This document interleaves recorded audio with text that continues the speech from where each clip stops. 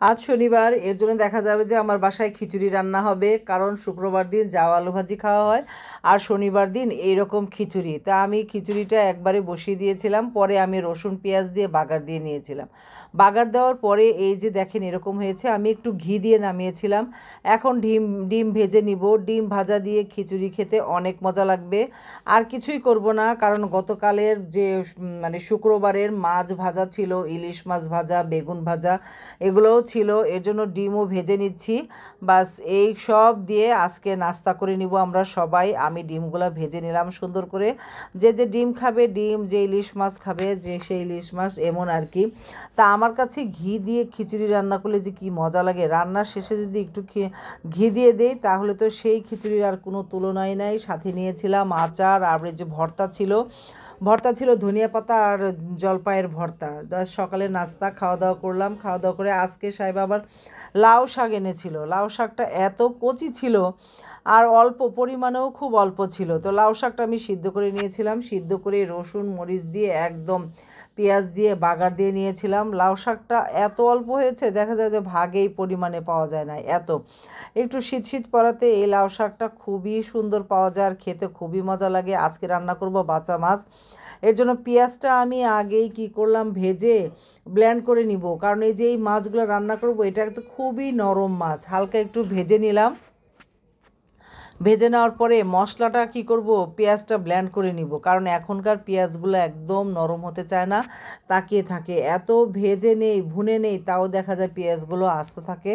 আর সাহেব যদি মানে তরকারিতে পেঁয়াজ দেখে তাহলে তো সে খেতেই চায় না, বলে না তরকারি রান্না হয় নাই যেহেতু পেঁয়াজ গলে নাই। এর জন্য আমি পেঁয়াজটা লাল করে একদম ব্লেন্ড করে নিই এইসবের সাথে। আর যখন গরু মাংস রান্না করি তখন কিন্তু লাগে না, কারণ গরু মাংস এতক্ষণ মানে ভুনা হয় যে পেঁয়াজটা গলেই যায়। কিন্তু মাছের সাথে তো আর এতক্ষণ, মাছ তো চুলায় থাকে না, অল্প সময়ের মধ্যে মাছ হয়ে যায়। এর জন্য দেখা যায় মাছের পেঁয়াজটা আমি ব্লেন্ড করে নিই। তো পেঁয়াজ ব্লেন্ড করে নিয়েছিলাম, সেখানে হলুদ মরিচ পরিমাণ মতো দিয়েছি একটু জিরা গোলমরিচ ফাঁকি দিলাম, দিয়ে দিলাম কাঁচামরিচ দিয়ে মশলাটা সুন্দর করে ভুনে নিচ্ছিলাম। কারণ মাছ দেওয়ার পরে এই মশলাটা আর ভুনা যাবে না, মানে মাছটা তো নরম, এর জন্য আর প্রথমেই সুন্দর করে ভুনে নিয়েছি একদম ভুনে। পরে একটু পানি দিলাম, পানি দিয়ে বাস মাছটায় যে দিয়ে দিলাম মাছগুলো। এখন একটা টমেটো দিয়ে দিব, এই যে টমেটো দিলে মাছের ঝোলটা সুন্দর হবে, খেতে ভালো লাগবে। টমেটো ছাড়া তো আমার বাসায় দেখা যায় যে এইসব মাছ খুবই কম রান্না হয়, মানে ভুনা বা একটু ভিজা ভিজা রান্না করলে টমেটো অবশ্যই দিতে হবে, তাহলেই খেতে ভালো লাগবে এই আর কি। তাছাড়া অন্য কোনো কিছু না, মজা দিয়ে কথা। আর এনেছিল বড় বড় পুঁটি মাছ সাহেব বাজার থেকে। বড় বড় কি মানে মোটামুটি বেশ বড়ই ছিল। এই পুঁটি মাছগুলো কিন্তু ভাজা খেতেই বেশি ভালো লাগে, ভাজা ছাড়া এই মাছগুলো একদমই ভালো লাগবে না। গরম গরম ভাজবো, সুন্দর ভেজেই ভাত রেডি করে নিব। গরম ভাতের সাথে এই পুঁটি মাছ ভাজা খেতে আর কোনো কিছুর দরকার হবে না। আমি তো অনেক পছন্দ করি মানে এটা খেতে। আমি তো কাটাকুটা শুদ্ধ একদম চাবিয়ে মচ করে খেয়ে ফেলি, এত মজা লাগে। আর এখন তো পুঁটি মাছ অনেক বেশি পাওয়া যায়, কারণ পানি সব দিকেই কমে গেছে। এর জন্য এই মাছগুলো, দেশীয় মাছগুলো বেশি বেশি পাওয়া যায় আর কি। ছোটো নদীর মাছ বা পুকুরে যেখানেই হয় আর কি। আমরা তো অত নদীর মাছ কোথায় পাবো, ঢাকা শহরের মানুষ কোথা থেকে আনা হয় আমরা নিজেরাও জানি না।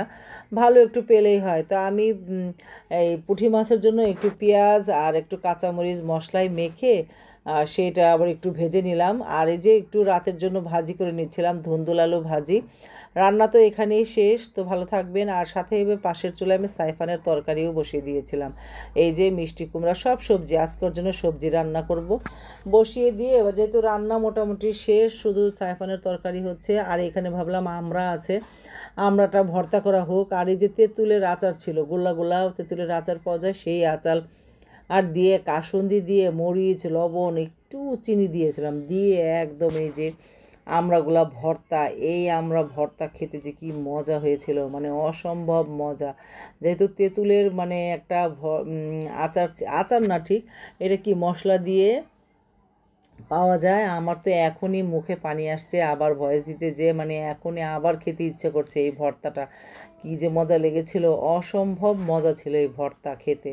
তো ভালো থাকবেন সবাই, আজকের ভিডিওটা এখানেই। আল্লাহ হাফেজ, আসসালামু আলাইকুম। সবাই খুব সাবধানে থাকবেন, ভালো থাকবেন। প্রচুর ডেঙ্গু হচ্ছে সবার, আমরা বাচ্চাদেরকে সবাইকে সাবধানে রাখবো, আমরাও খুব সাবধানে থাকবো।